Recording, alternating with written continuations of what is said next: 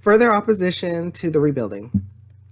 When word came to Sanballat, Tobiah, Geshem the Arab, and the rest of our enemies that I had rebuilt the wall and not a gap was left in it, though up to that time I had not set the doors and the gates, Sanballat and Geshem sent me this message: Come, let us meet together in one of the villages on the plain of Ono. But they were scheming to harm me, so I sent messengers to them with this reply: I am carrying on a great project and cannot go down. Why should the work stop while I leave it and go down to you?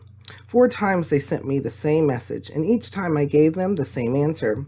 Then the 5th time, Sanballat sent his aide to me with the same message, and in his hand was an unsealed letter in which was written, It is reported among the nations, and Geshem says it is true that you and the Jews are plotting to revolt, and therefore you are building the wall. Moreover, according to these reports, you are about to become their king, and have even appointed prophets to make this proclamation about you in Jerusalem. There is a king in Judah. Now, this report will get back to the king. So come, let us confer together. I sent him this reply: Nothing like what you are saying is happening. You are just making it up out of your head. They were all trying to frighten us, thinking their hands will get too weak for the work and it will not be completed. But I prayed, Now strengthen my hands. One day I went to the house of Shemaiah, son of Deliah, the son of Mehetabel, who was shut in at his home. He said, Let us meet in the house of God inside the temple, and let us close the temple doors, because men are coming to kill you. By night they are coming to kill you. But I said, Should a man like me run away? Or should one like me go into the temple to save his life? I will not go. I realized that God had not sent him, but that he had prophesied against me because Tobiah and Sanballat had hired him. He had been hired to intimidate me so that I would commit a sin by doing this, and then they would give me a bad name and to discredit me. Remember, Tobiah and Sanballat, oh my God, because of what they have done. Remember also the prophetess Noadiah and the rest of the prophets who have been trying to intimidate me. So where we are at is, once again, the people of Israel were exiled, and now they're coming back from the exile. They're coming back to rebuild in the promised land. And the Lord had softened the heart of the current king of I believe it was Syria, to allow for them to come back to rebuild.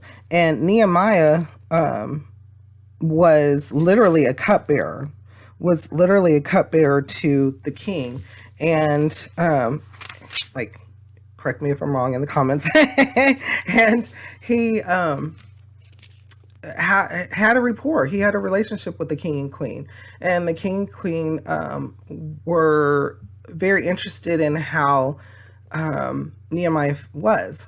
And so Nehemiah had requested to go back to help rebuild the temple of the Lord and help rebuild the land back up, and particularly Jerusalem. And so they agreed, and they gave him authority to do so, to get whatever supplies and tools they needed to go ahead and rebuild the temple, and also, get the people back to higher spirits, that the exile is now over. They're able to return to the land. However, as we can see, there are people who still did not like the fact that they were there, did not like the Israelites, the Jews coming back, did not worship the Lord. They had their own God. And so there was conflicts there. There were battles there, as in spiritual battles and mental and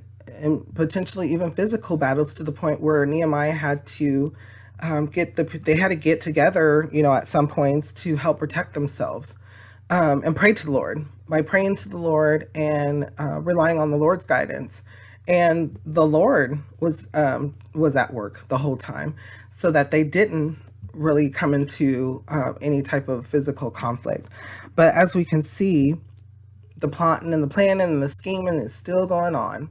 And so that this is another thing that we do. So we read and we take from past to present, and we think about how things in our lives that are similar, or how we read this word. And how I'm reading it currently is that from bringing past to present is that sometimes we do have times where we are trying to have an accomplishment. We have a goal and we're trying to make that accomplishment, but things get in our way, whether they be not necessarily people, but actual